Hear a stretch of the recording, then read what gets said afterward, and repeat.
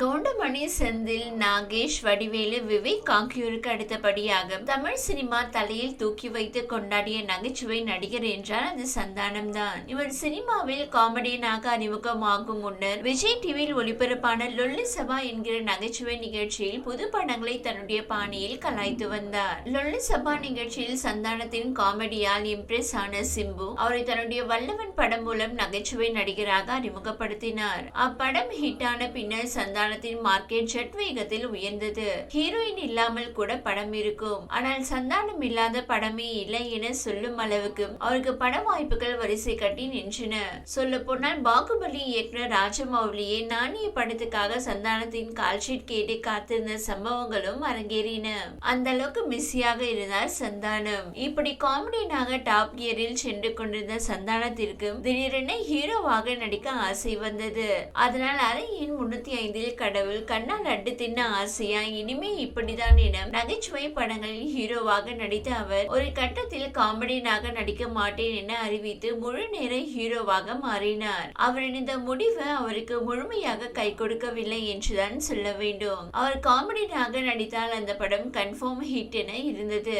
ஆனால் அவர் ஹீரோவாக நடித்த படங்கள் ஒரு சில மட்டுமே நல்ல வரவேற்பை பெற்றது. சந்தானம் காமெடி வேடங்களில் நடிப்பதை நிறுத்திய பின்னர் தமிழ் சினிமாவில் காமெடிக்கு பஞ்சம் ஏற்பட்டது. அது அண்மையில் ரிலீஸ் ஆன மத கஜ ராஜா படம் மூலம் அப்பட்டமாக தெரிந்தது. சந்தானம் என்கிற காமெடி நடிகரை கோலிவுட் எவ்வளவு மிஸ் பண்ணியது என்பதை இப்படம் உணர்த்தியது. கொரோனா காலகட்டத்துக்கு பின் சந்தானம் ஹீரோவாக நடித்த படங்கள் தொடர் தோல்விகளை சந்தித்து வந்தது. இதனால் அவரது கெரியர் அவ்வளவுதான் என கூறப்பட்டு வந்த சமயத்தில் டிடி ரிட்டர்ன்ஸ் படம் மூலம் கம்பேக் கொடுத்தார் சந்தானம். தற்போது அப்படத்தின் 2ஆம் பாகம் தயாராகி வருகிறது.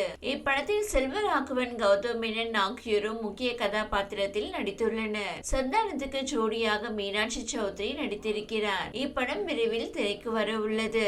என்னதான் சந்தானம் ஹீரோவாக நடித்தாலும் அவர் காமெடி வேடங்களில் நடிப்பதை ரசிகர்கள் மிஸ் பண்ணுகிறார்கள் என்பதற்கு அண்மையில் வெளியான மதகஜ ராஜா படமே ஒரு எடுத்துக்காட்டு.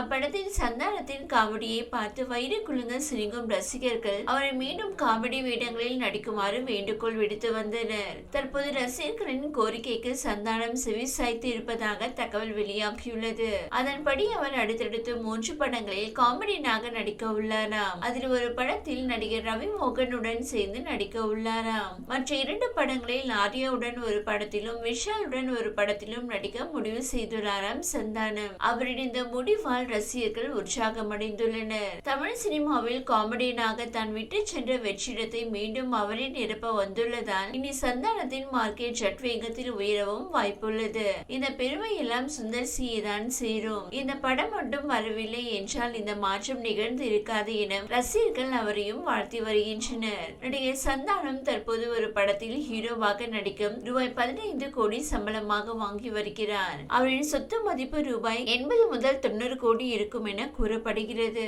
இவருக்கு கடந்த 2004ஆம் ஆண்டே திருமணமானது. உஷா என்பவரை திருமணம் செய்து கொண்ட சந்தானத்துக்கு ஆசினி என்கிற மகளும் நிபுன் என்கிற மகனும் உள்ளனர். நடிப்பை தாண்டி ஆன்மீகத்திலும் அதிக ஈடுபாடு கொண்ட சந்தானம் சத்குருவின் தீவிர பக்தனாக இருந்து வருகிறார். இவருக்கு சொந்தமாக சென்னையில் சொகுசு பங்களா உள்ளது. அது மட்டுமின்றி பல்வேறு ஆடம்பர கார்களையும் சொந்தமாக வைத்திருக்கிறார் சந்தானம். இந்த வீடியோ உங்களுக்கு பிடித்திருந்தால் லைக் செய்யுங்க. மேலும் இதுபோல் வீடியோ தொடர்ந்து பார்க்க நம்ம ஒரு சேனலை சப்ஸ்கிரைப் மற்றும் ஃபாலோ செய்யுங்க.